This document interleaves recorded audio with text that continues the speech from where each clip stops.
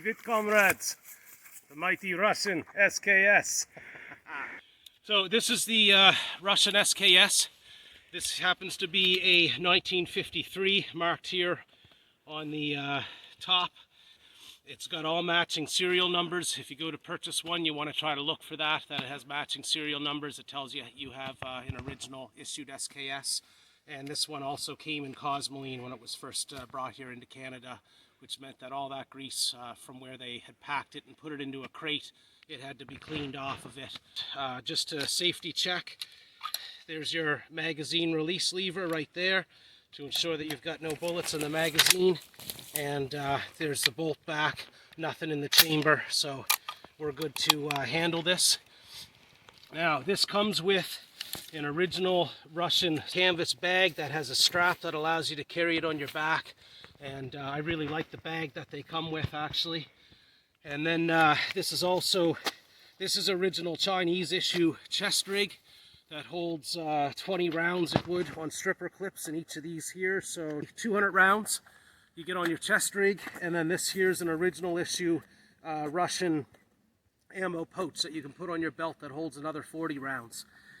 Also on this Russian gunsling that comes with the SKS. Anyway, from there we'll go into a little bit of the takedown of this rifle. I'm not going to explain that too thoroughly because there's a ton of videos online about how to break down an SKS, but these were manufactured with wartime in mind, that you'd want to be able to field strip this very easily. So you just pull up here on the little latch in the back. That pin comes out, there's your top comes off, your spring comes out, and then your bolt and bolt carrier come out in two pieces there. After that, that allows you now access to clean your bore. There's a cleaning rod that comes with it. You just have to open up your bayonet a little bit, and there your cleaning rod comes out. Bayonet, if you want to see that, comes up and hooks on the end of the rifle barrel. Pretty cool little feature. Springs back into place.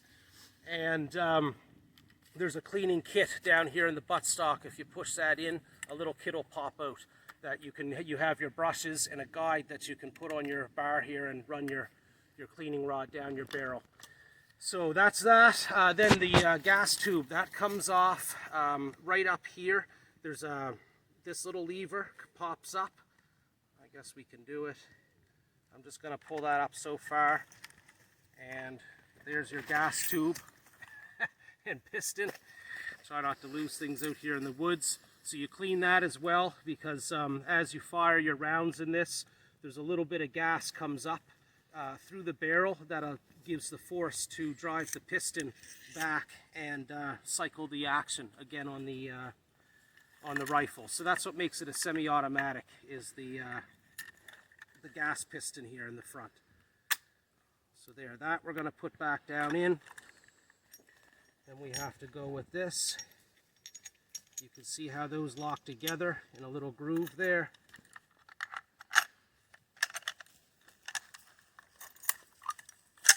There's your bolt back in place. Spring feeds in through here. Got to make sure your pin is out to the side, and then your cover goes back on. So, all extremely well thought out design. These were originally designed at the end of the Second World War, around 1945. They realized in the Second World War that carrying really heavy rifles with heavy rounds like .308 and 30-06, 303, they became very tiring, I think, for soldiers to carry in the field. And these little multi-round semi-auto carbines were far, far better weapon when you're engaging in often like less than 100-yard distances.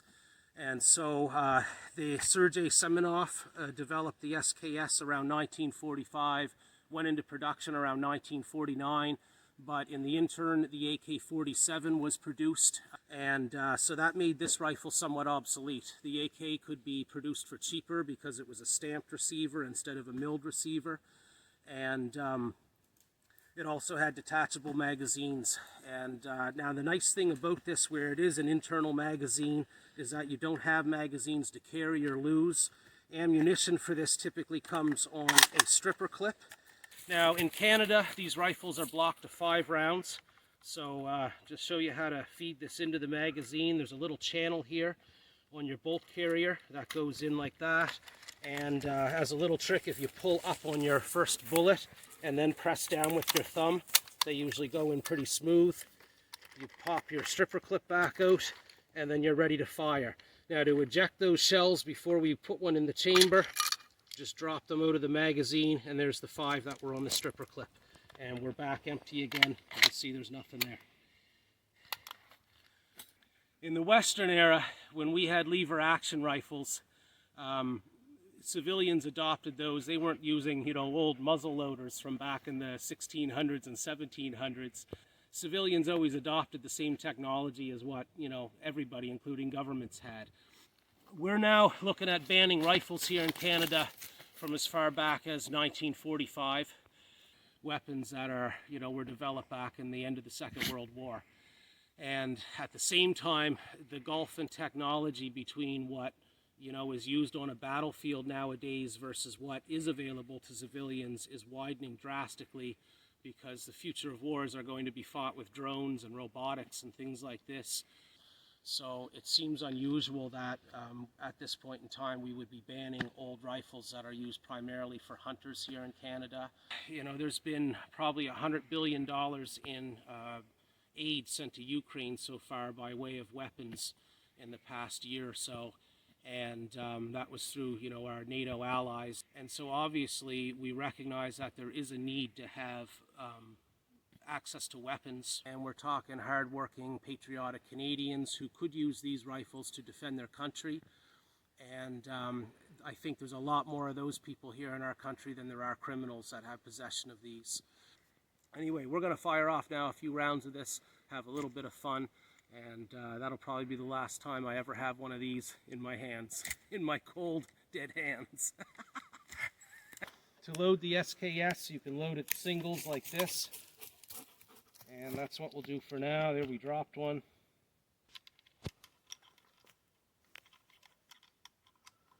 2, 3. Safety's right here. Thumb safety. You just push down.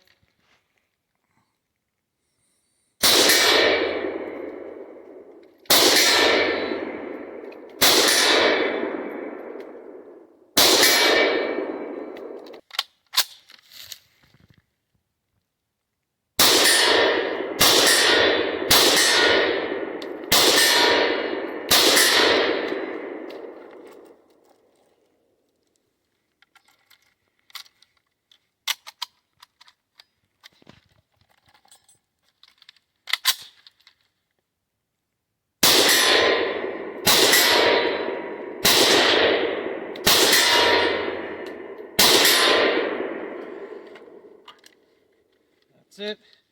Bolt stays open on the final shot. Chamber's cleared. Okay, thanks for watching. I wanted to dedicate this video to my nephew Matty.